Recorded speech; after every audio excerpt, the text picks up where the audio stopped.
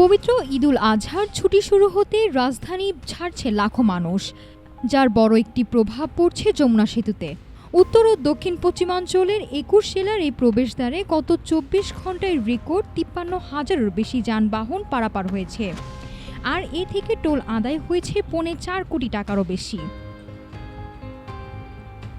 নারীর টানে বাড়ি ফেরা মানুষের স্রোত যত বাড়ছে, ততই ব্যস্ততা বাড়ছে যমুনা সেতুতে।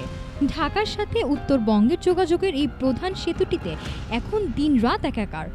মহাসড়কে গাড়ির চাকা যত ঘুরছে, সেতু কর্তৃপক্ষের টোল আদায়ের খাতায় জমছে তত বড় অঙ্কের টাকা। সেতু কর্তৃপক্ষের হিসাব বলছে, গত ২৪ ঘন্টায় এই সেতু দিয়ে যাতায়াত করেছে রেকর্ড ৫৩,২৪৬টি যানবাহন। আর এই বিপুল সংখ্যক গাড়ি থেকে টোল আদায় হয়েছে ৩,৬৮,৩৫,৭৫০ টাকা। তবে এই ঈদ যাত্রায় বরাবরের মতো এই সংখ্যার দিক থেকে এগিয়ে আছে উত্তরবঙ্গমুখী গাড়ি।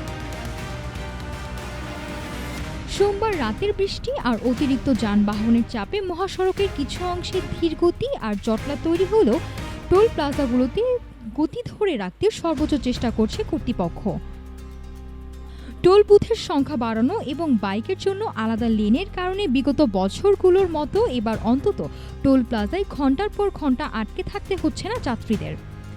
কোটি টাকার টোল আদায়ের এই ব্যস্ততার মাঝেও ঘরমুখো মানুষের যাত্রা যেন নির্বিঘ্ন থাকে, এখন এটাই সেতু কর্তৃপক্ষের সবচেয়ে বড় চ্যালেঞ্জ। নাফিস সামিয়া, ঢাকা টুডে।